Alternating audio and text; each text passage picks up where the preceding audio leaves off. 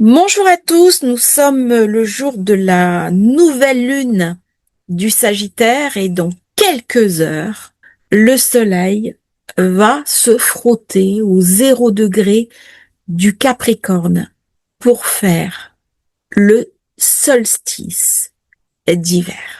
Le solstice d'hiver, c'est une période sacrée qui a toujours été célébrée d'une manière ou d'une autre. C'est le moment où les ténèbres ont gagné, où la nuit est plus importante que le jour. Et pourtant, il y a l'espérance d'un renouveau. À Malte, dans les temples mégalithes, il y a des petites fenêtres, des ouvertures, où on voit la lueur du jour prendre un alignement très particulier, les jours de solstice et d'équinoxe. Et c'est comme cela que les anciens, nos ancêtres, depuis les temps les plus reculés, avaient connaissance de l'agenda, avaient connaissance du temps et de la temporalité. Et c'est grâce à ces grands mécanismes célestes que d'une part, il y a un rythme cosmique, qui va s'imposer au rythme humain. Nous pratiquons une astrologie, tout au moins pour moi, qui est tropicale, qui s'inscrit dans la temporalité des saisons, selon un cycle immémorial de répétition. Le zodiaque des étoiles dans le sidéral, c'est différent, c'est un zodiaque qui est très intéressant, c'est une astrologie qui est très intéressante. Je connais, mais c'est le zodiaque de la saison, justement à cause de ce solstice, de ces équinoxes, que j'ai décidé de rester dans cette mouvance-là. Ces vieilles célébrations se sont transformées, elles sont toujours présentes.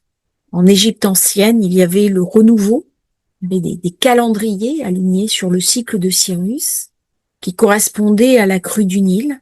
Il y a dans la chrétienté la Saint-Jean d'hiver, la Saint-Jean d'été, le Baptiste et l'évangéliste. Il y a le Christ qui naît au solstice d'hiver, alors que le Baptiste va naître au solstice d'été. L'un est tourné vers le soleil, le plein été, la lumière, et l'autre, au contraire, est tourné dans une zone de disparition, de fin des choses.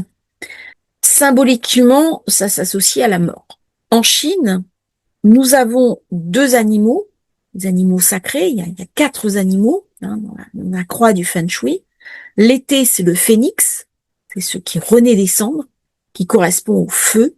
Et en hiver, c'est au contraire la tortue noire, qui est l'énergie de l'eau et qui correspond à la disparition. Dans le Feng Shui, nous avions le Feng Shui de la vie et nous avions aussi le Feng Shui des tombes, qui est basé sur l'eau, qui est un Feng Shui inversé par rapport au Feng Shui de la vie. Au départ, le Feng Shui était une manière d'honorer les ancêtres et de leur trouver une dernière demeure la plus apte à les satisfaire dans l'autre vie. C'est très inspiré de l'art égyptien des tombes.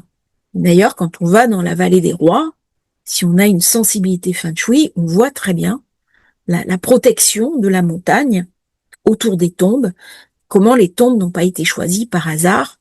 Et on retrouve les animaux sacrés, donc l'orientation vis-à-vis de l'ouest, qui représente le passage, l'est, qui représente le lever du jour, et comment la montagne autour apporte une protection. Alors vous allez me dire, pourquoi est-ce qu'il y a ça? Le soleil est en faiblesse quand il rentre en Verseau, qui est le signe juste après le Capricorne. Alors pourquoi? Quand vous faites de l'astrologie médiévale, la réponse est assez facile. Dans l'ancien temps, ça correspond à la zone la plus froide de l'hiver. Et lorsqu'un enfant naissait à cette période, il avait beaucoup moins de chances de survivre que celui qui naissait en plein été. Donc il y avait des fêtes religieuses qui empêchaient, quelque part, qui mettaient un tabou entre l'homme et la femme. Il y avait le carême, il y avait les fêtes de Pessah, il y avait la Pâque. Et si on compte bien, Eh bien, c'est pour éviter d'avoir des enfants durant cette période, parce que les enfants étaient en danger de par les conditions climatiques. Par contre, qui dit ombre, qui dit secret, dit également initiation. Et là, on rentre dans une astrologie qui est un petit peu différente de l'astrologie du planété, qui est une astrologie très visible. Nous sommes à un moment de célébration. Noël chez les chrétiens, Hanouka chez les juifs, on va célébrer le retour des Lumières. Alors la fête des Lumières, elle est célébrée également chez les hindous, Diwali, qui se fait un petit peu avant dans le calendrier et l'organisation du temps. Mais il y a un renouveau de la lumière, comme si on était invité à pousser, alors même qu'on est dans les ténèbres les plus obscures, pour rallumer une flamme, pour rallumer une énergie, pour rallumer un principe de vie. Ça fait bien sûr penser au souffle divin. C'est une période où nous sommes tous invités à regarder comment nous avons vécu l'année 2025 et à nous préparer à 2026, qui va être une année particulièrement intense. Alors, à ce sujet, je suis en train de finir de préparer l'agenda astrologique pour 2026. Il est en précommande, il va être disponible dans quelques jours. Si vous voulez soutenir la chaîne, si vous voulez soutenir mon travail, eh bien, vous avez le lien pour acheter l'astrojournal qui va vous accompagner durant tout 2026 et vous aurez plein d'informations avec les grandes dates. Vous aurez aussi les cartes des nouvelles lunes, des pleines lunes, comme j'ai fait l'année dernière, et vous aurez une visibilité sur votre année que vous allez pouvoir reporter au niveau de vos affaires, au niveau de votre vie, pour profiter de manière optimale des bons passages. Je reviens maintenant sur cette interprétation du solstice. Nous sommes ascendant Gémeaux, ce qui met l'accent bien sûr sur l'intelligence, la compréhension, les courriers, les échanges, la parole. Mais par contre, attention, Mercure ne fait pas d'aspect et il est en faiblesse dans le Sagittaire. Donc il y a quelque chose qui ne se connecte pas. Il y a quelque chose qui ne se met pas en place.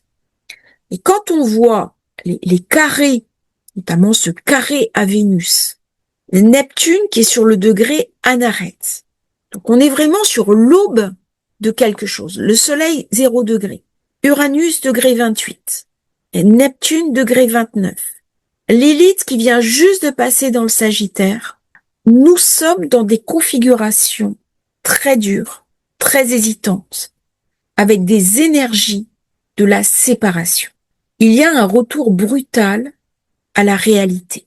On voit bien le monde autour de nous, il y a des guerres, des conflits, une forme de cupidité extrême, des pouvoirs de domination, des gangs, une violence très forte. Et nous sommes dans une énergie qui va focaliser tout ça. Le carré, c'est l'énergie du 9. Ça vient me bloquer, ça vient me heurter, ça vient me faire violence, d'autant que j'ai Mars dans l'histoire qui est très puissant dans le Capricorne. C'est-à-dire, j'ai une volonté de faire, mais cette volonté ne peut pas s'exprimer parce que d'une part, je me heurte à des configurations qui sont beaucoup plus puissantes que moi, une espèce de destin qui peut m'être contraire, mais également des structures sociales qui refusent de s'adapter. Heureusement, Uranus m'amène la possibilité de faire autrement. Comment je peux contrer mes paralysies, mes blocages? Comment je peux lutter contre des vieux traumatismes? Ça va être une question qui va être posée dans les 3 mois qui viennent. Contre la dépression, comment on va pouvoir se relever d'une épreuve? C'est un cheminement au niveau du carré qui nous oblige à choisir aussi bien individuellement que collectivement entre 2 chemins, soit du découragement, de la violence urbaine, de l'affrontement et des mouvements complètement erratiques, incontrôlables, ou alors une profonde sagesse qui est invitée à se mettre en place. Du coup, ça va amener une anxiété à l'intérieur de nous, mais aussi à l'extérieur de nous. Nos sociétés, elles sont en train de rentrer dans une forme de burn-out collectif. Par contre, ce que je remarque dans cette période, c'est qu'il n'y a jamais eu autant d'éveil personnel, autant de, entre guillemets, de révélation. Et je parle pas d'utopie, je parle pas d'une spiritualité déconnectée du réel. Non, c'est pas ça dont je parle. C'est vraiment quelque chose qui va très vite, comme une forme de nouvel alignement, où nous sommes totalement portés par des synchronicités incroyables qui nous montrent la direction, qui nous montrent le chemin. Et il y a une forme de tri entre les personnes qui vont percevoir cette lumière, ce feu qui est faible et qui pourtant va se mettre à briller et qui va être de plus en plus visible, puisque c'est le feu de l'amitié. Mais c'est aussi le feu d'une lumière initiatique. Mais ce n'est pas une lumière initiatique qui est décorrélée du réel. C'est au contraire une lumière qui va descendre en nous pour nous habiter et pour se manifester à travers nos gestes, dans notre quotidien, dans notre réalité. C'est-à-dire que nous allons marcher entre deux mondes, un monde profondément sacré et un monde totalement profane, en faisant la réunion des deux. Et c'est ce à quoi nous sommes invités en 2026, quels que soient les événements douloureux qui vont se passer autour de nous. Ils vont être nombreux. Malheureusement, 2026 va être une année intense. Ça ne va pas être une année facile. On voit bien comment les tensions se focalisent dans le monde, comment les grands s'affrontent. On ne passe pas impunément ce genre de configuration sans qu'il y ait de la casse. Et de la casse, il va y en avoir. Mais au-delà de cette casse, il y a quelque chose de vous à protéger, à conserver et à se raccrocher. C'est cette espérance. C'est aussi une capacité à la résilience. C'est une invitation par le carré, puisqu'on est, dans le Capricorne, à une forme de simplification, à une forme de dépouillement pour aller vers ce qui est fondamental, vers ce qui est clé. Dans le plus froid de l'hiver, qu'est-ce qui m'importe? Avoir un toit sur la tête, avoir un bon feu, avoir des amis autour de moi, ma famille, une chaleur humaine, couple, peut-être, de quoi manger, une soupe chaude, des légumes dans mon garde-manger. Vous voyez, tout ça, c'est ce qui est essentiel, c'est ce qui est authentique. Eh bien, ce carré, soit je le prends prime abord, c'est-à-dire je veux, je peux, je fais. Sauf que je suis bloquée dans mon impulsion. Et à ce moment-là, je suis invitée à la réinventer. Et dans les 3 mois qui viennent, les événements vont vraiment se précipiter et on va être invité à se réinventer. Alors, l'idée du retrait est très intéressante. C'est-à-dire, je vous invite, fin 2025, à prendre un instant pour faire le bilan. Et c'est ce que je propose aux personnes qui vont récupérer l'astrojournal, de faire un bilan sur les grands moments de votre année 2025, comment vous l'avez vécu, qu'est-ce que vous avez mis en place et qu'est-ce que vous allez pouvoir mettre en place pour 2026. On en parlera à différents moments de ce bilan à faire. Personne n'aime vivre des blocages. Personne n'aime vivre de la colère, du ressentiment. C'est un aspect, puisque le Soleil se trouve entre Vénus et Mars, où il a le choix.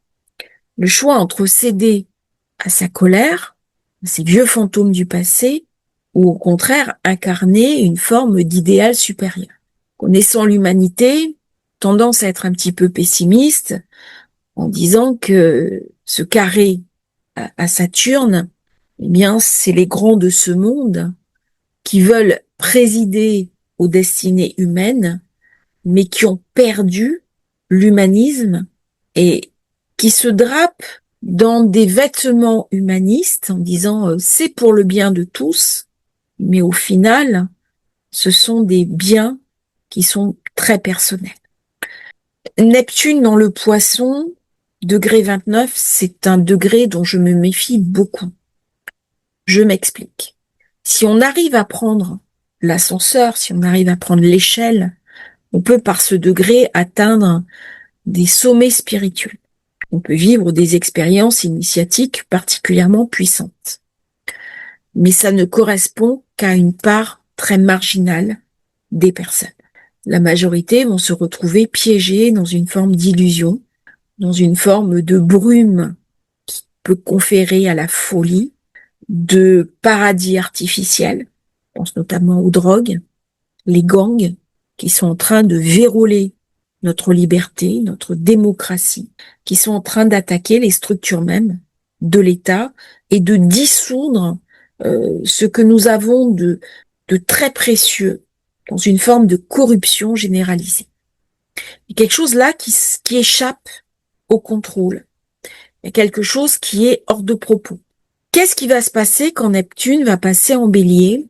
On ne fera pas l'économie au niveau national, au niveau européen, de regarder en face le trafic de drogue qui a prospéré durant toute la partie Neptune-Poisson. Des grandes questions de conflits, de confrontation d'idées arrivent. C'est une période où nous avons des ennemis, et les ennemis sont très puissants. La planète qui permet de libérer tout ça, c'est Uranus. Comment je peux penser différemment? Comment je peux faire différemment?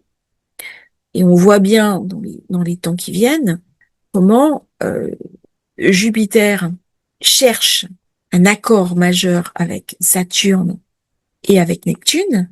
Ça représente quand même, j'ai envie de dire, les trois grandes puissances, la Chine, les États-Unis et la Russie.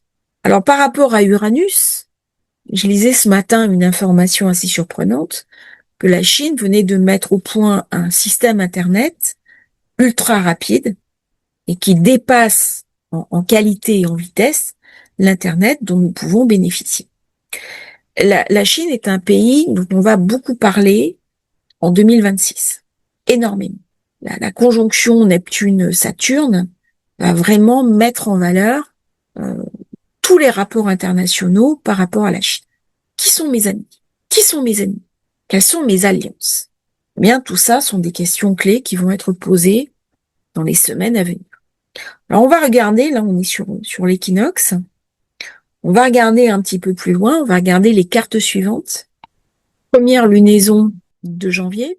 C'est une lunaison quand même qui est assez dure. C'est pas très joyeux. On voit bien comment le soleil, heureusement, est tempéré par Vénus, mais c'est clairement Mars qui a la donne. Donc, les tensions du monde, avec ce genre de configuration, sont pas prêtes de s'apaiser. Et ça va rajouter une touche au niveau des budgets, au niveau du financier, et peut-être même, alors heureusement, j'ai un bel aspect avec Jupiter, Saturne, mais avec la Lune, il y a quand même des menaces sur les finances. Donc il y a vraiment deux pôles. D'un côté, le peuple, la population avec Lune, Jupiter, et de l'autre côté, les structures étatiques qui veulent s'imposer par la force. Donc il y a une restriction. On est dans quelque chose qui se resserre, dans un petit peu comme dans un piège, en fait. Là, on est dans la nouvelle lune de janvier, et on commence la série des grands stéliums, qui a beaucoup d'énergie, beaucoup d'énergie. Donc, durant cette période, on va parler justement des confrontations au niveau des grands de ce monde. On voit bien comment les tensions se focalisent. Il y a quelque chose qui monte. On n'est pas dans une tension qui baisse. Au contraire, on continue la tension qui monte. Et la seule manière, à titre personnel, de passer le cap, eh bien, c'est de rentrer et de pleinement incarner ce magnifique triangle qui est renforcé par le stellium, Uranus, Neptune, Saturne, et puis tout le stellium qui est en conjonction à Pluton. C'est une période aux alentours du 18 janvier où il va y avoir des événements politiques importants, des événements artistiques. Il va y avoir aussi la question des enfants qui va être... Ça va être une période assez intense. Aussi bien janvier, février, mars, avril, les 4 premiers mois de l'année 2026 vont être assez intenses. Alors nous voilà 1er février, Là, j'ai le stellium qui est en conjonction à Pluton, en zone 4. Donc, tout ce qui est élection, en plus j'ai un carré avec Uranus. Là, je pense qu'il va y avoir des attaques de virus, il va y avoir des problèmes électriques, mais il va y avoir des confrontations très violentes de personnes. Ça va être une période assez dure, une période assez tendue, hein. On va avoir souvent des cartes compliquées en 2026. Et là, il y a trop d'énergie, d'autant que Uranus est sur les derniers degrés du Taureau. Ça, il est à 27 degrés, mais il est toujours en conjonction avec Algol, qui est la tête de Méduse.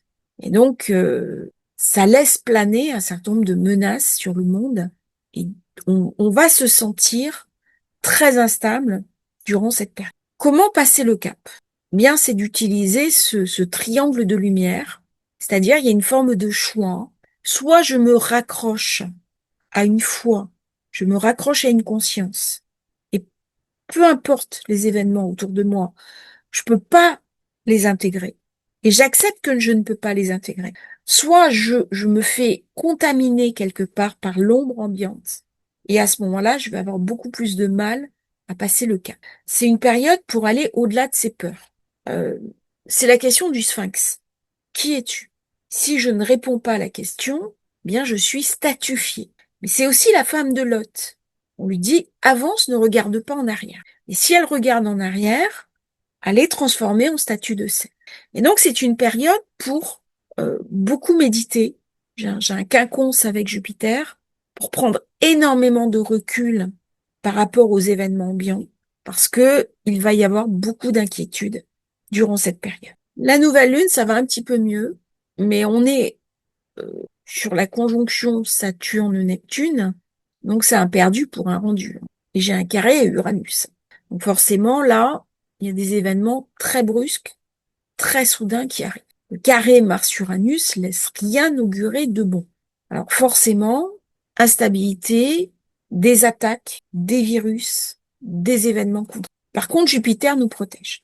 Donc ça, c'est un point très positif parce qu'il aide, il amène sa compassion, il amène sa bienveillance, il amène du soutien. Donc on n'est pas seul par rapport aux nos épreuves. La lune de Mars, elle est bien soutenue par Jupiter et heureusement. J'ai toujours ce carré Mars-Uranus qui m'enquiquine, mais j'ai le grand chanceux qui amène des opportunités. Même si la situation générale s'est pas mal envenimée, il va y avoir, durant ces périodes, des véritables ouvertures, des véritables opportunités à saisir. Et il faudra pas se tromper de choix à effectuer. Soit je vais vers le côté très dur, Mars-Uranus, la colère, la violence, les excès. Soit je rentre dans le côté très positif du poisson, qui est l'idéal, qui est la conscience, qui est l'empathie. On va beaucoup parler dans ces périodes, de toute façon, de guerre contre les narcotrafics. Beaucoup. Je pense que c'est une thématique qui, au mois de mars, va être très importante. Et pour finir, on arrivera bientôt eh bien, à l'équinoxe d'été, la nouvelle lune du 19 mars, qui se fera en conjonction extrême avec Saturne-Neptune, Uranus-Pluton. Même si j'ai un carré Jupiter-Vénus qui m'invite à aller au-delà du matériel, c'est une période profondément initiatique où on va recevoir beaucoup d'informations, énormément d'intuition. Et nous sommes invités à nous connecter sur la part la plus sacrée de nous-mêmes. C'est vraiment une grande période où énergétiquement, nous allons recevoir beaucoup, beaucoup d'informations. En ce moment, nous avons la comète 3I Atlas, qui est au plus proche de la Terre. Nous ne pouvons pas intégrer directement le message de cette comète. Il nous faut plusieurs semaines, plusieurs mois. Et c'est au moment de la nouvelle lune de Mars, donc juste avant l'équinoxe, que nous aurons totalement intégré ce que vient nous raconter cette comète. C'est-à-dire que sans qu'on s'en aperçoive, il y a une espèce de nouveau download qui est en train de se mettre en place, aussi bien collectif que individuel. Et il va y avoir une articulation de réponses entre les deux. Et même s'il y a des passages complexes en 2026, ce mois où on nous présente ce projet, c'est juste extraordinaire par cette ouverture de lumière qui nous permet un alignement notamment sur les synchronicités. Ça va être une période très intense. Comme chaque fois que j'ai des grosses conjonctions, que j'ai des sigésies, et c'est une opportunité de croissance incroyable, tout niveau. Vous voyez, 2026, même si c'est une année quand même challengeante, il y a aussi de très belles ouvertures. On va regarder maintenant le signe par signe du solstice d'hiver. Alors, si vous êtes bélier, ascendant bélier, lune en bélier, durant cette période de solstice, vous allez être invité à déplacer, débloquer les blocages qui viennent toucher l'inconscient et qui mettent en place des mécanismes d'auto-sabotage, notamment au niveau professionnel. C'est le moment de se faire confiance. C'est le moment d'aller au-delà de ce qu'on vous a appris, de vos propres limites. C'est le moment aussi d'apprendre des nouvelles choses, peut-être faire un test de compétences, apprendre une langue étrangère pour pousser le plus possible au niveau professionnel. Si vous êtes taureau, ascendant taureau, lune en taureau, vous êtes invité à dépasser votre peur de l'avenir, vos angoisses concernant le manque, la peur de ne pas avoir, la peur du lendemain, de vous faire confiance par rapport à votre avenir, par rapport à vos projets, de nourrir les amitiés et d'accepter d'autres cultures, d'autres manières de voir, peut-être suivre une formation, comme le bélier, apprendre une langue étrangère, mais sortir de votre zone de confort. Si vous êtes Gémeaux, eh bien les blocages, les déconvenus peuvent venir toucher le professionnel parce que vous pouvez avoir l'impression de ne pas être suffisamment reconnu à titre personnel, professionnel et éventuellement financier. Vous avez l'impression que la qualité de votre engagement, que ce soit à titre familial, personnel, amical, professionnel, n'est pas couronné de succès. Et donc, vous êtes invité à débloquer votre propre relation au monde, votre propre relation à la réussite, afin de relever le challenge qui vous est proposé. Si vous êtes Cancer, eh bien, c'est au niveau du couple, au niveau de la relation à l'autre, au niveau de la confiance que vous posez sur l'autre, que le blocage doit être levé pour vous ouvrir à un autre niveau de compréhension, un autre niveau de confiance. Et vous êtes invité durant ce solstice à apprendre ce que veut dire le mot de confiance. Il n'y a que deux manières de vivre la vie. Soit dans mes peurs, et j'ai peur de tout, et j'ai de plus en plus peur, et la peur m'invalide, elle m'empêche de réussir, ou alors le mot de confiance, et le mot de confiance va ouvrir la porte aussi de la conscience. Si vous êtes Lion, lune en Lion, ascendant Lion, eh bien c'est au niveau de votre quotidien, au niveau de la santé, au niveau de votre manière d'aborder la vie, que vous êtes invité à lever un blocage qui impacte vos finances, votre financier, parce que vous n'êtes pas suffisamment rendu, entendu dans votre réussite. Et il est possible que vous mettiez beaucoup d'énergie dans votre profession, dans votre activité, mais que les résultats soient médiocres. Donc c'est le moment pour se battre, c'est le moment pour avoir du courage, et c'est le moment pour aller au-delà des refus que l'on vous oppose. quelque chose qui est dur dans le lion, parce que ça active bien sûr Vénus Sagittaire. Le bélier va être bientôt très actif, mais le soleil, il est en faiblesse. Donc il y a quelque chose d'une instabilité. Si vous êtes vierge, ascendant vierge, lune en vierge, c'est au niveau des amours qu'il peut y avoir quelque chose qui se verrouille.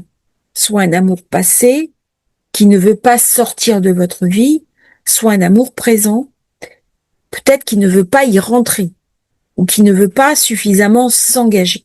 Si vous êtes célibataire, ça peut venir me parler d'une forme de manque, une difficulté affective, une difficulté au niveau des enfants, un problème affectif qui a des répercussions importantes dans votre vie parce que on aimerait beaucoup stabiliser et avoir une relation beaucoup plus authentique et beaucoup plus officielle. Et il est possible que vous cherchiez de la profondeur et que l'autre ait une autre vision de la relation et du coup, ça crée du frottement. C'est une période pour reprendre en main sa confiance en soi, s'intéresser à tout ce qui est artistique, peut-être se mettre à la musique, à la peinture, s'exprimer, quelle que soit la manière que l'on trouve de s'exprimer. Si vous êtes balance, ascendant balance, lune en balance, eh bien c'est dans le domaine du foyer qu'il va y avoir un blocage. Vous n'êtes pas bien chez vous, vous n'êtes pas à l'aise dans votre maison, peut-être que la maison est trop grande ou trop petite, peut-être que vous avez envie d'acheter une maison et puis c'est pas possible, vous n'avez pas les fonds, peut-être que vous avez envie de vendre une maison et puis ça ne se vend pas, mais il y a une déconvenue au foyer. Et on peut souffrir de solitude, avoir l'impression qu'on n'est pas compris, qu'on n'est pas entendu, et ça peut amener une forme d'insatisfaction profonde vis-à-vis des membres du foyer. On a l'impression qu'on fait beaucoup de choses, mais que c'est jamais assez. Du coup, ça peut amener une certaine colère, une certaine insatisfaction. Si vous êtes Scorpion, c'est au niveau de la communication qu'il peut y avoir des blocages. Les personnes n'écoutent pas, n'entendent pas ce que vous dites. Et cette communication peut être déviée au niveau affectif. On n'arrive pas à être entendu par la personne qu'on aime. Pareil avec les enfants. Nos enfants ne comprennent pas. Ou alors on a envie d'avoir un enfant et puis on n'a pas la personne qu'il faut pour faire cet enfant. Donc ça ramène beaucoup d'insatisfaction. C'est comme si on n'était pas compris ou comprise. Du coup, on a un sentiment de solitude, il y a un sentiment de froideur. Froideur au niveau de sa vie. Si vous êtes Sagittaire, c'est au niveau financier, matériel, que le blocage va se faire. Il est possible qu'il y ait un gros coup de frein sur les rentrées d'argent, des dépenses liées au foyer, et on est amené à beaucoup trop dépenser pour la maison, pour le foyer, des travaux qui n'étaient pas prévus, des taxes qui n'étaient pas prévues, et ça peut amener un peu d'instabilité et pas mal de déconvenues. Si vous êtes Capricorne, alors c'est le moment de se faire confiance, puisque le soleil arrive dans votre signe. Il y a beaucoup d'énergie, vous avez le cœur à l'ouvrage, beaucoup d'enthousiasme, les choses s'arrangent, elles s'améliorent, et vous allez être beaucoup mieux perçu, mais vous n'aurez pas forcément envie de communiquer avec les autres ce bien-être. Donc on peut avoir envie dans cette période d'être un petit peu en retrait, d'être en silence. On a besoin de temps pour soi, on a besoin de temps pour sa vie intérieure et on peut se sentir un petit peu déstabilisé pendant les fêtes de fin d'année où il y a toujours beaucoup de monde, beaucoup d'agitation, alors que soi-même on a envie d'être un petit peu dans sa grotte, d'être dans ses bouquins, d'être dans son silence et de se cocooner dans ce silence. Si vous êtes Verseau, eh bien c'est au niveau financier qu'il peut y avoir un blocage parce qu'on aura trop dépensé, que les rentrées d'argent ne seront pas à hauteur de ce que nous aurons fait, et ça vient aussi poser la question des autosabotages et de la difficulté à mettre en route un nouveau plan de vie. C'est comme si on avait des mécanismes qui nous dépassent, on ne se fait pas confiance et du coup on ne prend pas la mesure de sa valeur au niveau des actes que l'on va poser dans sa vie. On peut accepter un travail où on est moins bien payé que ce qu'on pense, des choses qui vont nous affaiblir, nous amoindrir. Si vous êtes Poisson, eh bien, c'est à titre personnel qu'on peut se sentir bloqué. On peut se sentir dans une forme de nébulosité, avec une grande difficulté à se projeter sur l'avenir, parce que c'est comme si on tapait dans un mur. Et on peut avoir l'impression que quelque part la terre nous en veut, que le destin est contre nous, parce que franchement on a l'impression de taper sur une destinée qui nous échappe. Et donc ça peut amener beaucoup de colère, beaucoup d'insatisfaction et un sentiment diffus de trahison. Et il faudra vraiment aller chercher son courage à deux mains pour dépasser un petit peu cette forme de limite, de blocage et garder espoir parce que ça va s'arranger rapidement. Et c'est justement dans cette capacité à dépasser ce carré que se fait la qualité de la vie. Je vous remercie d'avoir suivi cette vidéo sur le solstice d'hiver. J'espère qu'elle vous aura intéressé. Je vous souhaite de merveilleuses fêtes de fin d'année. Il y aura encore des vidéos. Et puis, si vous voulez commander l'Astro-Journal, vous avez le lien dans la description. Ça permettra de soutenir la chaîne. Ça me fait plaisir aussi, hein, ça amène de la gratification, c'est une forme de confiance aussi de mon audience vis-à-vis de mon travail, et puis ça vous aidera surtout à passer les enjeux de 2026 avec beaucoup de satisfaction. À bientôt pour un nouveau partage sur Astrologie Facile, et merci à tous pour votre présence et votre fidélité.